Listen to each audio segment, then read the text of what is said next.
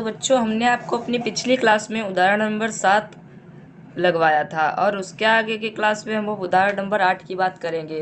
तो उदाहरण नंबर 8 जो है वो हमारा कहता है कि संख्या 6, 72 और 120 का अभाज्य गुणनखंडन विधि द्वारा एचसीएफ और एलसीएम ज्ञात कीजिए। तो यह सवाल कैसे लगेगा, हो सकता है आप में से कुछ बच्चे इसे लगा लें, कुछ बच्चे ना लगा पाए। मैं बता रहा हूँ उस तरीके से लगेगा। तो चूंकि इसमें डायरेक्ट हमको कह दिया कि अभाज्य गुणनखंड विधि द्वारा, मतलब हम और किसी विधि से नहीं लगा सकते, हमको इसके अभाज्य गुणनखंड करने ही होंगे। तो इनके अभाज्य गुणनखंड करते हैं। तो सबसे पहले 6, तो 6 का अभाज्य गुणनखंड क्या होता है, मैंने आपको बताया था। आप इस विधि से इनके अभाज्य गुणनखंड कर सकते हैं। 2 3 जा 6 और 3 1 जा 3। अगर आपको ये करना नहीं आता है तो आप कमेंट में लिख के बताइए, मैं इसका अलग से वीडियो दे दूंगा। तो अगला 6 का आ गया 2 × 3। अगले हमारे पास संख्या है वो 72 और 72 का हम निकालते हैं। तो 72 का होता है 2 3 जा 6, 1 बचा, 2 6 जा 12, फिर 2 से जाएगा 2 1 जा 2, 2 8 जा 16, फिर 2 9 जा 18, फिर आ जाएगा 3 3 जा 9 और 3 1 जा 3। तो इसमें देखते हैं 2 2 2 3 3, यानी 3 बार 2, 2 बार 3। तो इसको भी लिख लेते हैं 2 × 2 × 2 × 3 × 3। तो 6 72। अब 120 का निकालते हैं। तो 120 का हम जब निकालेंगे तो 120 का इधर निकालते हैं, देखते हैं क्या आता है। तो 120 होता है, 2 से जाएगा तो ये आएगा 2 6 12 0, 60 आ गया। 2 से जाएगा फिर से तो 30 आ जाएगा। अगली बार में 15, फिर आ जाएगा 3 बार में जाएगा तो 3 5 15 और फिर 5 1 कम 5। तो यहाँ पर देखो 1 2 3 बार 2 आया, फिर 3 और 5 आया। तो इसको भी लिख लेते हैं 1 2 × 2 × 3 × 3 × 5। तो बच्चों यहाँ पर आप देख सकते हैं कि जो हमारा HCF होता है, मैंने आपको बताया था, जो सब में कॉमन अवयव होता है उसे हम HCF के रूप में लेते हैं। तो देखते हैं सब में कॉमन क्या क्या मिल रहा है। तो कॉमन में हम देखें तो यहाँ पर हमको इस वाली लाइन में 2 मिल रहा है कॉमन, सब में है, जो कि 6 वाले के गुणनखंड अभाज्य गुणनखंड में भी है, 72 के अभाज्य गुणनखंड में भी है और 120 के अभाज्य गुणनखंड में भी है। तो अब हम बात करते हैं अगले 2 की। अगला 2 इसमें है, इसमें लेकिन इसमें नहीं है। तो ये तीनों में कॉमन होना चाहिए, 2 में कॉमन होने से कुछ नहीं होगा, हमें उससे नहीं मतलब है। जिसका भी हमें HCF निकालना है, जिस भी संख्या का, उन सब में कॉमन होना चाहिए। तो 2 तो नहीं होगा आप किसी का भी। और तो ये 3 की बात करें तो 3 3 3, इन 3 में इस टाइप से होगा। तो यानी 3 भी कॉमन है। तो HCF आ गया 2 × 3। और कुछ अच्छा दिखता है कॉमन है? नहीं कॉमन है, क्योंकि 3 ये 2 में ही है, 5 तो अकेला ही है। और 2 में होने से कुछ भी नहीं, तीनों में कॉमन हमको चाहिए, जितनी संख्या है सब में कॉमन होना चाहिए। तो HCF आ गया 2 × 3 यानी कि 6। ठीक है। तो अब हमें इसका एलसीएम ज्ञात करना है। तो एलसीएम ज्ञात करते समय हम क्या करते हैं, जो कॉमन अवयव होते हैं उन्हें एक बार लिखते हैं और जो शेष अवयव होते हैं उन्हें भी लिख के गुणा कर देते हैं। तो एलसीएम के लिए हम क्या करेंगे, जो कॉमन होंगे, तो कॉमन यहाँ पर 2 और 3 था, तो 2 × 3। अब इस वाली लाइन में देखते हैं कौन कौन बचा है। तो देखो ये 2, ये 2 और ये 3, ये 3 बचे हैं, यानी कि 2 × 3 × 2 × 2 × 3। हमने ये तीनों यहाँ पर जो है लिख लिए, 2 × 2 × 3। अगली लाइन में क्या क्या बचा है, 2 × 2 3 × 5। तो इसको भी लिख लेते हैं 2 × 2 × 3 × 5। और इन सब की गुणा करेंगे तो हमारा एलसीएम आ जाएगा। तो इन सब की गुणा करते हैं। तो 2 3 6 गुणे 2 दूनी 4 3 12 गुणे 2 दूनी 4 3 12 पंचे 60। तो ये आ गया। अब हम इसकी फिर से गुणा करेंगे तो आ जाएगा 12 छंग 72 गुणा 60। तो जब इसकी गुणा करेंगे तो आ जाएगा 6 दूनी 12, 1 6 7 42, 1 43 20 आ जाएगा आपके पास। ठीक है बच्चों, ये मैंने आपको बता दिया।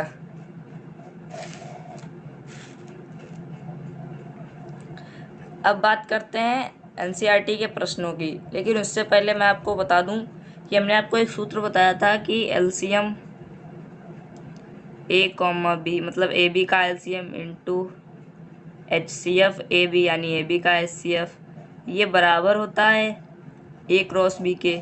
लेकिन ये बच्चों सिर्फ तभी लागू होगा जब हमारे पास 2 संख्याएं होंगी, A व B।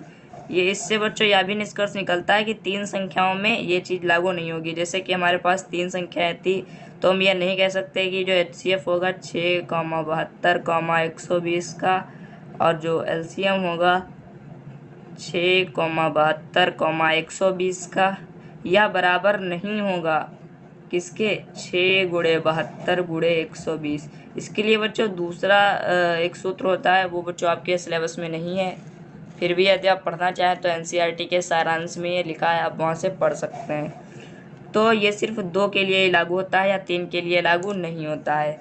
अब बात करते हैं एनसीईआरटी के प्रश्न की। तो आपका समय ना बर्बाद हो इसलिए हम यहाँ पर प्रश्न को नोट कर लेते हैं।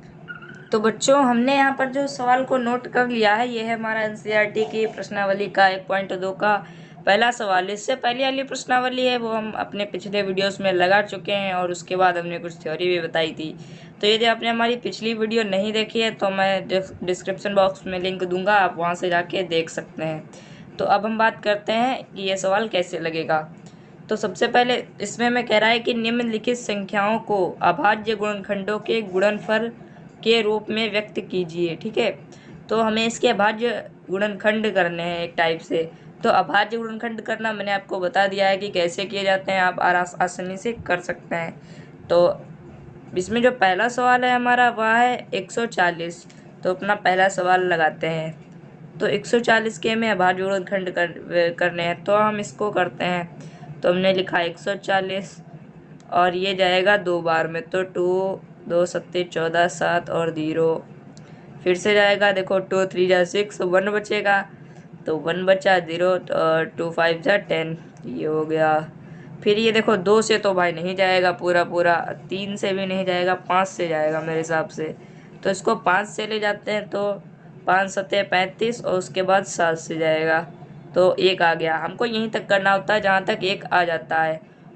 तो हम 1 आ गया है, अब हम यहीं पर रुक जाएंगे और यहाँ पर हमारा 1 आ चुका है। तो अब हम इसको करेंगे कि 140 बराबर 2 × 2 × 5 × 7। देखिए बच्चों ये चीज़ इससे अलग है। ठीक है, हमने एक लाइन जैसी खींच दी है, तो इसमें ये चीज़ इससे अलग है। अच्छा, ये चीज़ है अभाज्य गुणनखंड होते हैं, आप ऐसा नहीं कर सकते कि यहाँ 2 से नहीं कटा तो 4 से काट दें, या 3 से नहीं कट रहा तो 4 से काट दें, 5 से 6 से, ऐसा नहीं कर सकते। आपको जो अभाज्य संख्याएं हैं उनसे ही काटना होता है। अभाज्य संख्याएं कौन सी होती है मैं आपको बता रहा हूँ। अभाज्य संख्याएं हमारी 2 से शुरू होती हैं। 2 सबसे छोटी समअभाज्य संख्या होती है। तो 2 3 5 7, 9 से नहीं कटेगा क्योंकि 9 जो है भाज्य संख्या है जो कि 3 से भाजित होती है। तो 5 7 के बाद डायरेक्ट 11 आएगा, फिर 13 आएगा, फिर 17 आएगा, फिर 19 आएगा। इस हिसाब से ये चीज़ चलती रहती है। तो मैंने आपको बता दिया, इससे आगे हमें लगता है इसके जाने की ज़रूरत नहीं पड़ेगी, इतने में ही अपना काम हो जाएगा। तो पहला सवाल हमने आपको बता दिया, इसको हम ऐसे साइड में कर देते हैं। तो हमारा जो दूसरा सवाल है वह है 156। ये हमारा दूसरा सवाल है, तो इसके गुणनखंड करते हैं। तो 156 को काटेंगे तो ये 2 बार में जाएगा, तो 2 7 14, 1 बचा और 6 है, तो 2 8 16। फिर से जाएगा तो 2 3 6 और 1 बचेगा, तो 2 9 18। अब यहाँ पर आ गया 3 9, जो लास्ट में एक विषम संख्या आ जाती है तो 2 से नहीं कटता है, हम जानते हैं। तो ये 3 से जाएगा, 3 1 कम 3, 3 3 9 और 13 जो है हम यहाँ पर देख सकते हैं भाज्य संख्या है, तो किसी से नहीं कटेगी, डायरेक्ट 13 से ही जाएगी। तो हमारे जो 156 है उसको हम इस तरीके से लिख सकते हैं कि 156 बराबर 2 × 2 × 3 × 13। ये हो गया हमारा दूसरा सवाल, इसको भी हम ऐसे कर देते हैं। अब हम बात करते हैं तीसरे सवाल की। तो तीसरा सवाल है 3825 यानी 3825। तो इसका भी हम फैक्टर करते हैं। तो 3 8 2 5। तो ये देखते हैं किससे जाएगा। सबसे पहले 2 से तो नहीं जाएगा, 3 से देखते हैं जाएगा या नहीं जाएगा। मुझे लगता है ये 3 से चला जाएगा, 3 से जाता है, देखते हैं।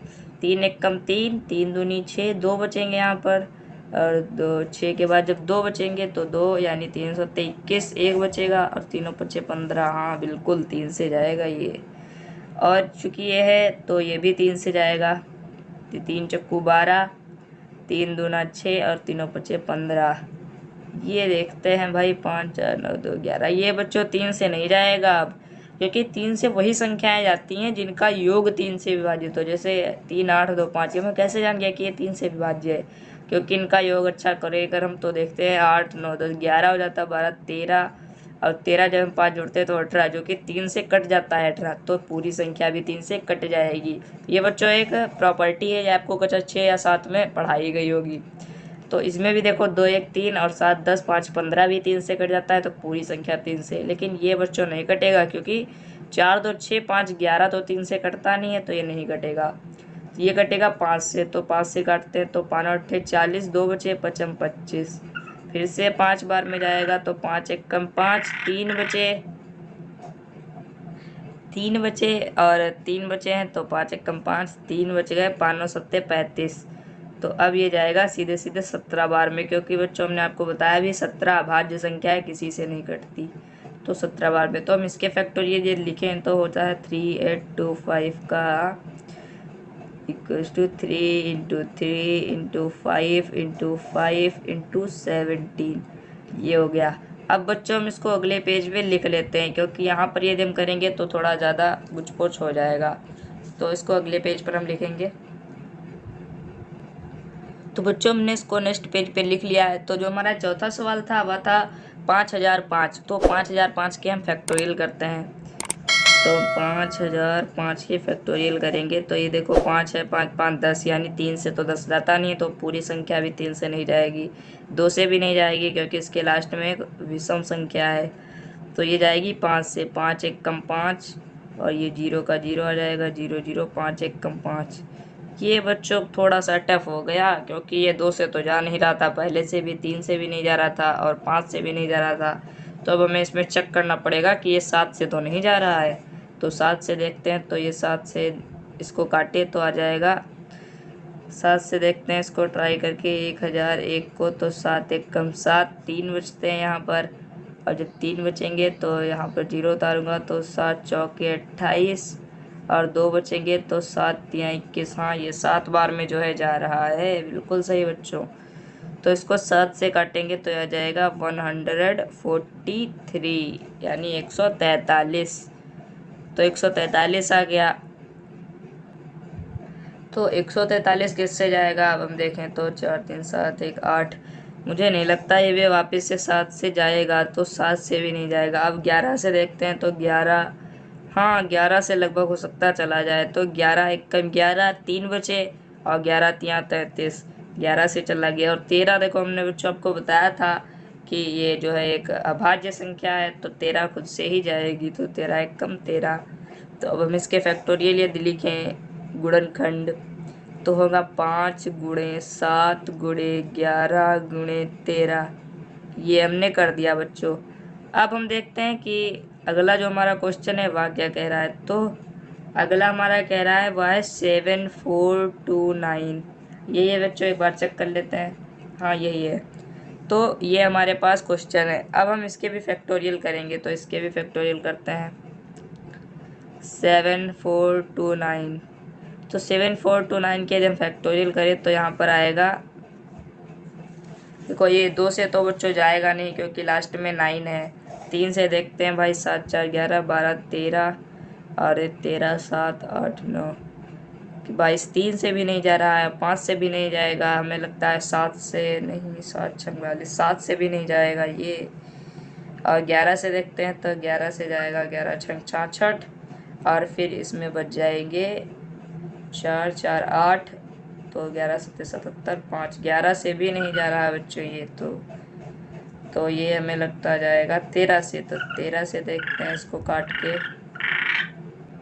तो बच्चों हमने इसे चेक किया है, तो ये ना 13 बार में जा रहा है ना 11 बार में जाएगा, 17 बार में। तो 17 बार में जाएगा, तो 17 बार में जाएगा तो पहले 17 चक्के 68, तो 68 के बाद यहाँ पर बचेंगे, 68 से घटाएंगे तो 68 74, 6 बचेंगे, और 6 में 2, यानी कि 17 तियाँ 51, और 51 में से जब जाएगा तो यहाँ पर बचेगा 62। 62 से 51 को घटाएंगे, बचेगा 11 और 9, यानी कि 119, यानी 17 7 ये जा रहा है बच्चों। 17 से चला गया। अब हम इसे देखते हैं ये वापस से 17 से जाता है या नहीं। तो बच्चों अब ये 17 से तो जा नहीं रहा है, तो अब हम देखते हैं आगे 19 से जाएगा या नहीं। तो 19 से देखते हैं, 19 से जाएगा, 19 दूना 38, तो 5 बचेंगे। 19 दूना जो है 38 लिखेंगे तो 5 बच जाएंगे यहाँ पर, और 5 7, तो यहाँ पर 7 भी बचेगा, तो 5 7 57 और 19 तियाँ देखते हैं तो 19 तियाँ होता है 57, यानी कि ये चीज़ जो है चली जाएगी 19 से। तो 19 से जाएगी तो हम यहाँ पर लिखेंगे 19 और 19 यानी कि हमने क्या किया था, 19 दूना 38, तो 5 बचे थे, 19 3 57 यानी कि 3, और अब ये जाएगा डायरेक्ट 23 से, तो ये 23 से चला गया है, तो यहाँ पर 1 आ जाएगा। और अब हम इसके भाज्य गुणनखंड लिखें तो 7429 के होंगे भाई 17 गुणे 19 गुणे 23। देखिए बच्चों ये सवाल जो है टफ नहीं था, बस थोड़ा सा कैलकुलेशन इसकी टफ थी। लगा बिल्कुल सवाल उसी मेथड से, बस उसमें क्या था शुरुआत से 2 3 से कट जाता था और इसमें 17 से आके कटा, तो आपको ज़्यादा टाइम देना पड़ेगा, ज़्यादा सोचना पड़ेगा। बाकी इस सवाल में कोई भी चीज़ टफ नहीं थी। तो अब अगले वीडियो में हम बात करेंगे सवाल नंबर 2 की। तब तक के लिए धन्यवाद।